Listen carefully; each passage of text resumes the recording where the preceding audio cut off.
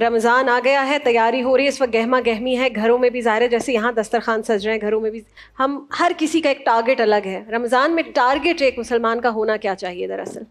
بسم اللہ الرحمن الرحیم. انسان کی زندگی کا مقصد اللہ کی عبادت کرنا ہے, اور عبادت کا مقصد تقوی کا حصول ہے.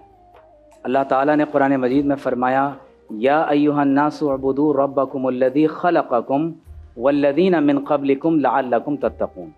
تو زندگی کا مقصد عبادت, اور عبادت کا مقصد تقوی, اور تقوی کا مقصد اللہ تبارک و تعالیٰ کا قرب اور اس کی محبت کو حاصل کرنا ہے. بے شک. آپ دیکھیے کہ سورۃ البقرہ میں جہاں اللہ تعالیٰ نے رمضان المبارک کے احکامات اور اس کے فضائل کو بیان کیا ہے, تو وہاں خصوصی طور پر یہ بات روزوں کی فرضیت کے بعد بیان فرمائی وَإِذَا سَأَلَكَ عِبَادِي عَنِّي فَإِنِّي قَرِيب, کہ یا رسول اللہ صلی اللہ علیہ وسلم جب میرے بندے آپ سے میرے بارے میں سوال کریں, تو آپ دیکھیے کہ جب تک یہ ڈیزائر پیدا نہیں ہوگی کہ اللہ کی محبت کے بارے میں سوال کیا جائے, تو اس وقت تک اللہ کا قرب نصیب نہیں ہوگا.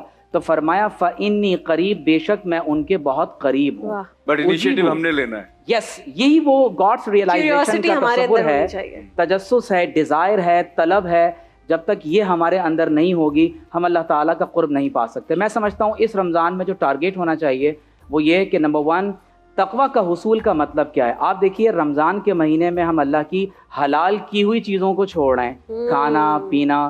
تو مسلسل 12 گھنٹے 365 آورز آپ یہ تجربہ کرتے ہیں, تو سال کے 365 دن یہ اثر باقی رہنا چاہیے کہ جب اللہ کی محبت میں اس کی حلال کی ہوئی چیزیں چھوڑ دی ہیں, تو بقیہ 11 مہینوں میں اس کی حرام کی ہوئی چیزیں کیا مشکل ہوگا, کیا مشکل ہو. بڑی بہت یہ ایک بنیادی ٹارگیٹ ہے جو ہمیں اس مہینے میں رکھنا ہے. اور آپ صلی اللہ علیہ وسلم رمضان کے پورے مہینے میں قرآن مجید کا دور فرمایا کرتے تھے, اور ایک حدیث جو بخاری شریف میں درج ہے کہ صحابہ کرام فرماتے ہیں کہ ہم چھوٹے بچوں کو بھی روزہ رکھنے کی تربیت دیا کرتے تھے, اور انہیں روئی کے کھلونے بنا کر دیا کرتے تھے. اچھا, کس ایج میں بچوں کو بول دینا چاہیے کہ اب روزہ رکھنا ہے؟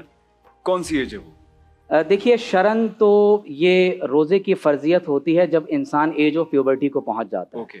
تو جب لڑکا اور لڑکی اس عمر کو پہنچ جائیں تو روزے رکھنا فرض ہو جاتے ہیں. لیکن چھوٹے بچوں کو بھی صحابہ کا طریقہ یہ ہے کہ روزے رکھنے کی باقاعدہ تربیت دیا کرتے تھے. اور جس طرح بخاری شریف کی حدیث میں نے آپ کے سامنے بیان کی کہ باقاعدہ صحابیات اپنے چھوٹے چھوٹے بچوں کو روئی کے کھلونے بنا کر دیا کرتے. تو گویا کہ ایک اسپریچول ری آرممنٹ کا مہینہ ہے.